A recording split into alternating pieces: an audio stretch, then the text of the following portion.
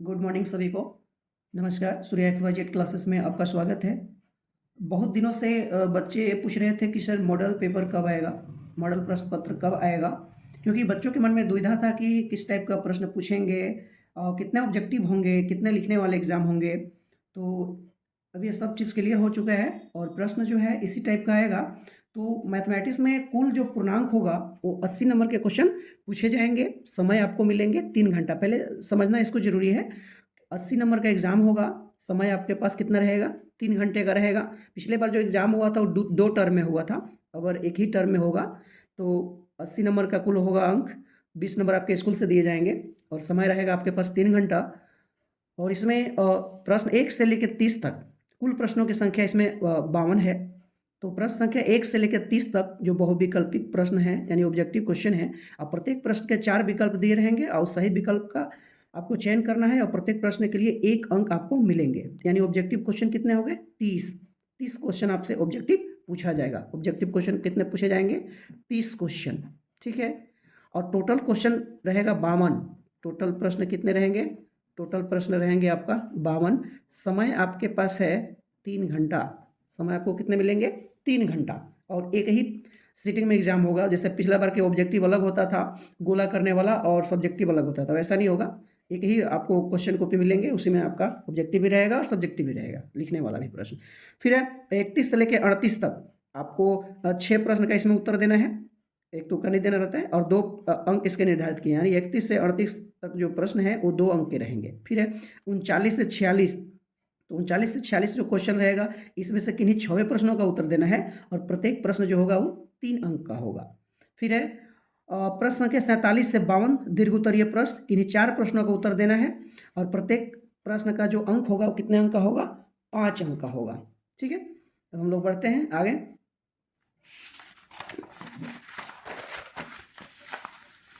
तो पहला क्वेश्चन आपका है कि 156 को अभाज्य गुणनखंडों के गुणनफल के रूप में लिखा जा सकता है। तो जब हम 156 को जब हम ऐसे करेंगे, 2 सत्ते 14, 2 अट्ठे 16, 2 से 2 तिया 6, 2 9 18, फिर 3 से जाएगा, 3 से 3 एकम 3, 3 तिरिके 9, 13 एकम 13। ठीक है।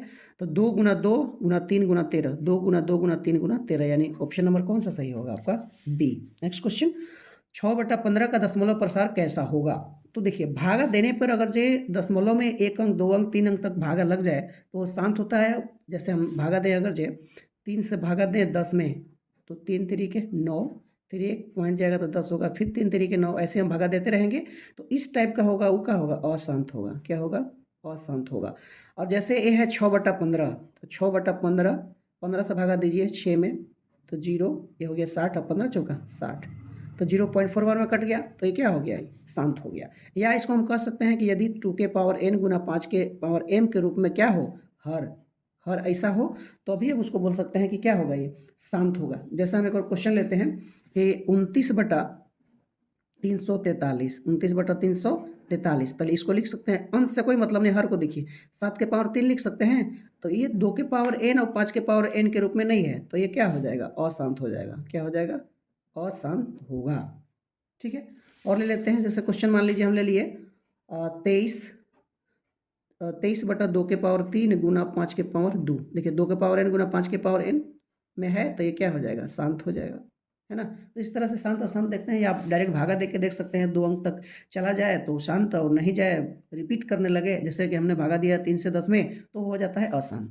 शून्य निकालना बहुत ही आसान है, सभी बच्चे निकाल लेते हैं। तो किसी बहुपद पी एक्स के ग्राफ दिया हुआ है, शून्यकों की संख्या पूछता है। ग्राफ एक्स अक्ष को कितने बार कटता है ना। एक्स हुआ, एक्स डैश, वाई और वाई डैश। तो एक्स अक्ष को ग्राफ कितने बार ये काट रहा है, ए मायने रखता है। एक इसमें है 1 2 3 4 बार, तो शून्यकों की संख्या कितना होगा? 4। जे बार एक्स अक्ष को काटे, एक्स अक्ष मतलब ए वाला, एक्स अक्ष मतलब ए वाला, जे बार काटे वही उसका शून्यक होगा। ऐसे है, मान लीजिए यहाँ काट दिया तो एक्स अक्ष को नहीं काटा ना, तो इसका शून्य कितना होगा? 0। और ऐसे है, और इसको ऐसे 2 बार काट देते, इसका आंसर कितना होगा? 2। ठीक है। कभी ऐसे ग्राफ है, ये मान लीजिए एक्स अक्ष है, तो इसको ऐसे काटा तो कितना शून्य हो गया? 1। माने एक्स अक्ष को जितने बार काटेगा उसका शून्य वही होगा। क्वेश्चन नंबर आते हैं 4। तो 4 नंबर क्वेश्चन के द्विघात बहुपद x square minus 7x whole 12 के शून्यक का योग कितना होगा? देखिए, योग कितना होगा? तो ए शून्यकों का योग होता है alpha plus beta equal to minus b by a. होता है। तो ए का मान यहाँ देखिए 1 है, बी का मान है -7 और सी का मान कितना है 12। ठीक है, तो बी का मान कितना है -7 हो गया और ए का मान कितना है 1, तो माइनस माइनस प्लस यानी 7 नीचे। तो ऑप्शन नंबर कौन सा हो जाएगा, बी हो जाएगा। ठीक है, क्वेश्चन नंबर 5 देखते हैं आगे। क्वेश्चन नंबर 5 है कि रैखिक समीकरण युग्म a1x b1y प्लस c1 बराबर 0 और इतना का कोई हल नहीं होगा। देखिए, सबसे पहले तो आपको जानना होगा कि इससे क्वेश्चन 2-3 पूछे जाते हैं, तो पहले आपको ये जानना होगा कि इस कंडीशन में क्या होता है, इस कंडीशन में क्या होता है। देखिए, पहले इस कंडीशन को देखें तो a1/a2 b1/b2 और नॉट इक्वल टू c1/c2 रहेगा, तो इसका कोई हल नहीं होता है। क्या होता है, कोई हल नहीं, कोई हल नहीं। और ये होता है असंगत। ये क्या होता है, असंगत। सब चीज़ याद रखिए, इससे क्वेश्चन पक्का पूछेंगे। और ये क्या होते हैं, समांतर होते हैं। इसका ग्राफ जब बनाइएगा तो कैसा आएगा, समांतर, मतलब इस टाइप का ग्राफ। दोनों समीकरण ऐसे कभी कटेगा नहीं। फिर दूसरा है a1/a2 b1/b2 c1/c2, यानी तीनों आपस में बराबर हो जाएगा, तो ये होगा अनेक हल। क्या होगा, अनेक हल होगा। और अनेक जो हल जो होता है वो क्या होता है, संगत होता है। ठीक है, और ये क्या होगा, संपाती भी होगा। ये इतना चीज़ आपको याद रखना होगा। ऐसा रहेगा तो क्या होगा, अनेक हल होगा, संगत होगा, संपाती होगा। ऐसा होगा तो क्या होगा, कोई हल नहीं होगा, असंगत होगा और समांतर होगा। अब बात आती है ए इसका, तो ए है क्या, अद्वितीय हल इसका होगा, अद्वितीय, अद्वितीय हल होगा। ठीक है, और ये क्या है, संगत है, संगत है। और ये प्रतिच्छेदी रेखाएं होती है, इसका कोई मतलब है नहीं, है ना। तो ये 3 चीज़ आप याद रखिएगा। फिर से एक बार देख लीजिए, इससे क्वेश्चन पक्का पूछेगा। a1/a2 b1/b2 not equal to c1/c2 रहेगा, तो कोई हल नहीं होगा, असंगत होगा और समांतर होगा। ठीक है, और a1/a2 तीनों बराबर रहेगा तो अनेक हल होगा, संगत होगा और समपाती। समपाती का मतलब एक ही ग्राफ पे दोनों समीकरण आएंगे। ठीक है, और प्रतिच्छेदी का मतलब ऐसे जो दो समीकरण हल कीजिएगा तो ऐसे कटेगा, तो इसको बोलते हैं प्रतिच्छेदी। तो ये आप याद रखिएगा, इससे क्वेश्चन 2-3 पूछते ही एग्जाम में है। क्वेश्चन नंबर 6, तो क्वेश्चन नंबर 6 जो है, समीकरण इतना के द्वारा निरूपित रेखाएं हैं। देखिए, समांतर रेखाएं, संपाती है, प्रतिच्छेदी है कि लंबवत है, अभी हमने बताया। तो यहाँ से सब निकाल लीजिए। a1 कितना है, a1/a2 निकालिए, तो a1 है 1 और a2 आपका हो गया 3। फिर निकालिए b1/b2, तो b1 हो गया -1 और b2 हो गया -2, यानी माइनस माइनस कट गया, यानी 1/2। तो a1/a2 और b1/b2 बराबर नहीं है। अब जब बराबर नहीं होता है तो क्या होता है, देखिए a1/a2 बराबर नहीं है b1/b2 के, तो अद्वितीय हल होगा, संगत होगा, क्या होगा, प्रतिच्छेदी होगा। तो इसका क्या आंसर होगा, प्रतिच्छेदी होगा। इसको एकदम याद रखिएगा, इससे 3 क्वेश्चन पक्का पूछेंगे। क्वेश्चन नंबर 7 है कि समीकरण युग्म इतना का हल बताइए। मैंने समीकरण का एक्स और वाई का मान निकाल देना है। तो समीकरण आपके पास है 2x + y = 6 और 5x - y = 1। हल कीजिएगा तो प्लस माइनस कट जाएगा, 5 और 2 कितना हो गया, 7x = 6x 7, तो x बराबर कितना हो गया 1। अब x का मान इसमें रखिए, किसी समीकरण में एक यहाँ रखिएगा, 2 एकम 2 तो 6 और 2 एने जाएगा तो y का मान कितना हो जाएगा 4। तो x = 1 और y = 4, यानी समीकरण सॉरी ऑप्शन नंबर आपका हो जाएगा बी। क्वेश्चन नंबर 8 नहीं है, यहाँ पे मिस्टेक है, क्वेश्चन नंबर 9 है। निम्न में से कौन द्विघात समीकरण है, तो द्विघात समीकरण कैसा होता है, x² + bx + c = 0 के रूप में, ये होता है द्विघात समीकरण। ऐसा जिस जो आ जाएगा ऑप्शन वही हो जाएगा। ऑप्शन से देखेंगे, यहाँ देखिए a + b का होल स्क्वायर तोड़िएगा तो ये x² कट जाएगा, तो x² में तो रहेगा नहीं, इसको आइए x³ हो जाएगा, तो क्यू वाले तो होते नहीं हैं। फिर इसको देखिए a + b का होल स्क्वायर, इसको तोड़िए x², यहाँ a² कीजिएगा तो a कट जाएगा, यानी ऑप्शन नंबर कौन सा हो जाएगा, सी। देखिए, इसको अगर जो हल कीजिएगा तो a² माने x², और बाकी छोड़िए ऐसे यहाँ देखिए x² तो कट नहीं जाएगा, आते खत्म, x² ये भी कट जाएगा, x² यहाँ x³ आएगा, a + b का होल क्यों तोड़ेंगे तो यहाँ q आ गया था, q वाला भी आपका द्विघात समीकरण नहीं होता है। तो finally option number C. Question number 10, द्विघात समीकरण इतना के मूलों की प्रकृति है। तो मूलों की प्रकृति निकालने के लिए पहले आपको क्या निकालना होगा, डी।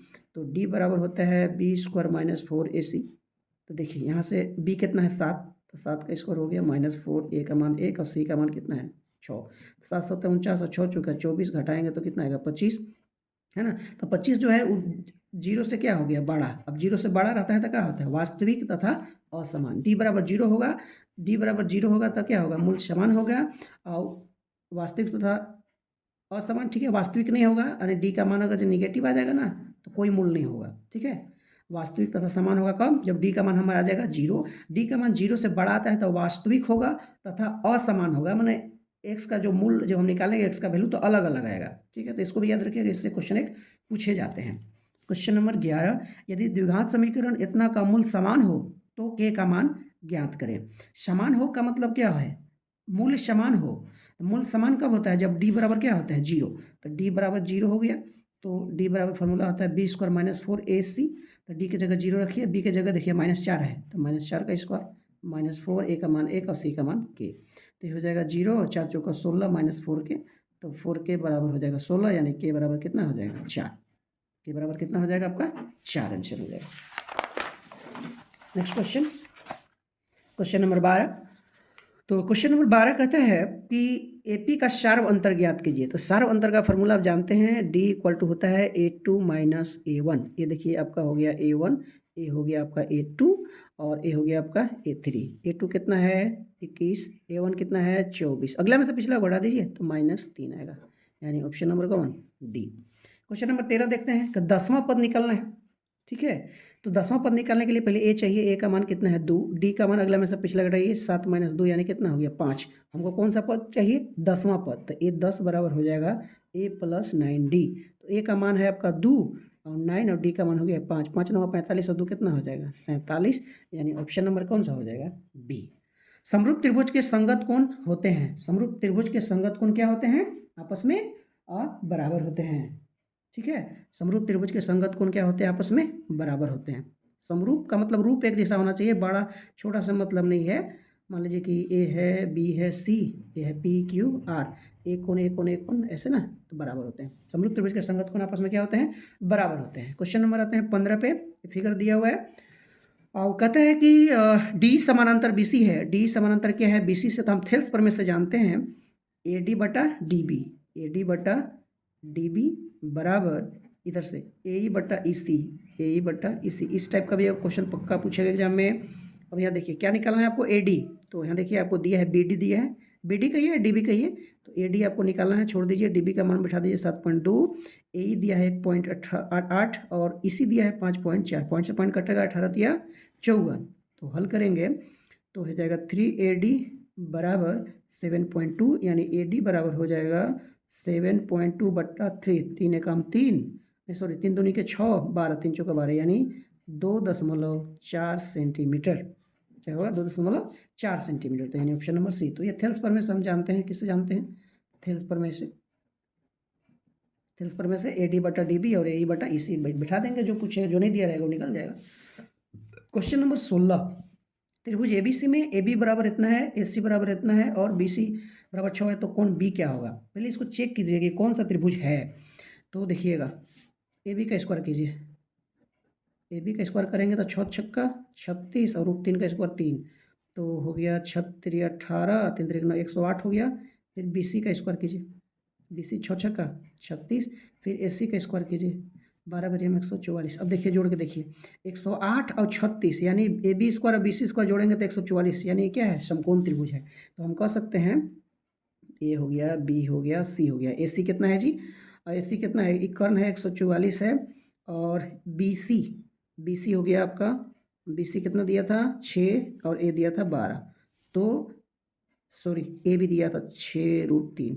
ठीक है, तो इसका देखिए यहाँ, तो हम कर देंगे कि AC स्क्वायर बराबर BC square plus AB square, यानी AC स्क्वायर बराबर BC square plus AC square, यानी क्या है? एक समकोण त्रिभुज है। तो कोण B क्या डिग्री होगा?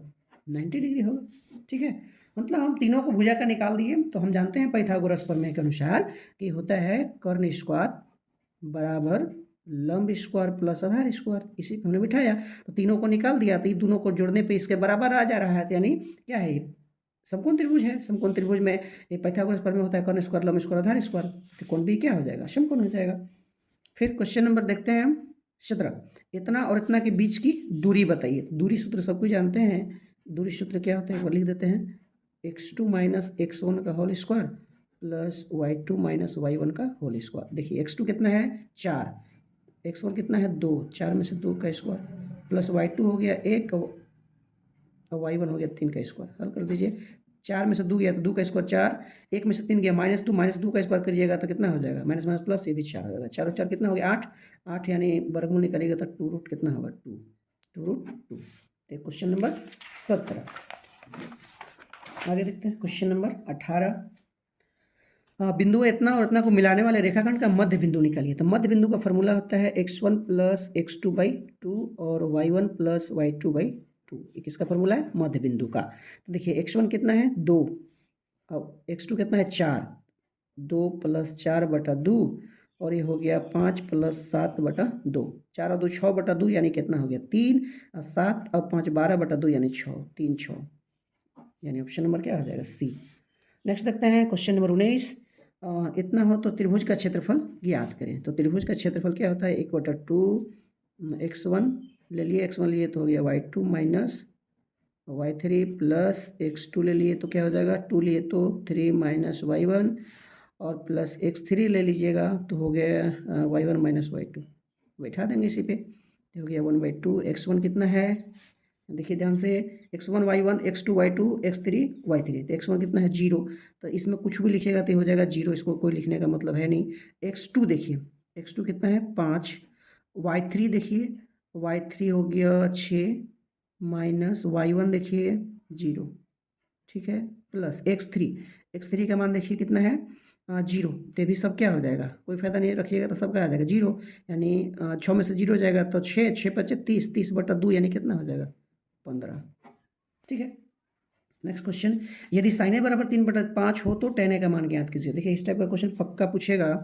तो देखिए फॉर्मूला ए इसको नाम दे दी, बी इसको सी, समकोण त्रिभुज है तो sin a बराबर दिया है 3/5। ठीक है, तो लाल बट्टा कक्का आप याद रखिएगा।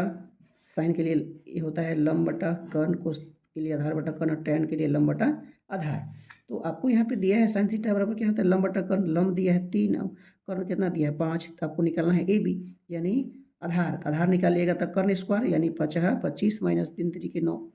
ए बी जब हम निकालेंगे तो हो जाएगा 25 में से 9 हो गया 16 और 16 का वर्गमूल कितना हो जाएगा 4, यानी आधार आपका कितना आ गया 4। ठीक है, तो आपको निकालना है टैन, टैन बराबर क्या होता है लंब बटा आधार। तो टैन देखिए, टैन बराबर निकालना है टैन ए बराबर लंब, लंब कितना है आपका 3 और आधार कितना अभी तुरंत निकाले 4, 3/4।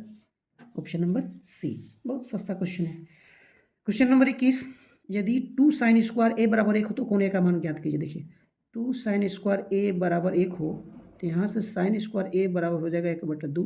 तो खाली sin ए बराबर हो जाएगा 1/, पूरे पर रूट चढ़ जाएगा तो 1 का वर्गमूल 1 और √2, 1/√2 यानी मेरा आ गया कि sin ए बराबर 1/√2। साइन का कितना का मान होता है तो 45 डिग्री का मान होता है, साइन से साइन कट गया यानी ए बराबर के डिग्री 45 डिग्री। तो ए का मान कितना होगा 45। ठीक है, सिंपल क्वेश्चन है ये तो एकदम आंख बंद करके देखना है, इसको क्या मार देना है 0, यानी जैसे देखिए इसमें एगो को चेंज करते हैं, कोस है ना तो ये हो जाएगा 90 माइनस 42, 90 में से 42 घटाएंगे तो क्या आएगा 48 और 1 को छोड़ दीजिए साइन 42। तो कोस 90 माइनस थीटा होता है साइन थीटा, नहीं साइन 42 माइनस साइन 42 तो क्या हो जाएगा 0 हो जाएगा। इस टाइप का रहेगा तो 0 और इस टाइप का रहेगा तो 1, साइन 18 बटा कोस 72 ऐसा रहेगा तो इसका आंसर कितना होगा 1 और नीचे वाला रहेगा तो 0 मार दीजिए आंख बंद करके, कोई दिक्कत नहीं। फिर आप क्वेश्चन नंबर हम देखते हैं 23, है ना 23। भूमि के एक बिंदु से जो मीनार के पाद बिंदु से 30 मीटर की दूरी पर है, ध्यान से देखिए भूमि के एक बिंदु है, इसके पाद बिंदु से इसकी दूरी कितना है बी है 30 मीटर की दूरी है और मीनार के शिखर का उन्नयन कोण क्या डिग्री है 30 डिग्री है। तो इसके ऊंचाई ज्ञात कीजिए। तो ये दिया है लंब, ये दिया आधार तो tan लगाएंगे तो tan 30 डिग्री, tan थीटा बराबर लंब बटा आधार। ठीक है, tan 30 का मान होता है 1/√3 बराबर h/30। तिरछा तिरछी गुना कीजिएगा तो हो जाएगा √3h बराबर 30, यानी h बराबर हो जाएगा 30/√3। रेशनलाइज कर दीजिए तो यहाँ √3 से गुना कीजिएगा ऊपर, यहाँ √3 से नीचे कीजिए तो 3 3 ए हो गया 30√3 और 3 3 के 9, 9 का वर्गमूल 3, 3 दहा 30 यानी 10√3 आंसर होगा। क्या होगा 10√3 मीटर। ठीक है, नेक्स्ट क्वेश्चन देखते हैं क्वेश्चन नंबर 24। एक वृत्त की कितनी स्पर्श रेखाएं हो सकती हैं। देखिए वृत्त है, इसकी कितनी स्पर्श रेखाएं हो सकती है, देखिए कितना हो सकता है अपर मुख्य option 1। Next question, question number 25। TP T Q केंद्रों वाले किसी वृत्त पर स्पर्श रेखाएं इस प्रकार है कि पी ओ क्यू बराबर 110 डिग्री, तो पी टी क्यू यानी ए वाला एंगल आपको निकालना है। देखिए एक वृत्त है ना, यहाँ से त्रिज्या और वृत्त पर स्पर्श रेखा की एक कोण कितना होता है 90, ये भी कितना हो गया 90, ए चारों कोण हो गया, तो चारों कोणों का योग कितना होता है 360, तो ये हो गया 90, ये हो गया 90, ये दिया है आपका 110 और निकालना आपको क्या है पी टी क्यू यानी टी निकालना है बराबर चतुर्भुज के चारों कोणों का योग 360 होता है। हल कर दीजिए तो सबको जोड़िएगा तो कितना आ जाएगा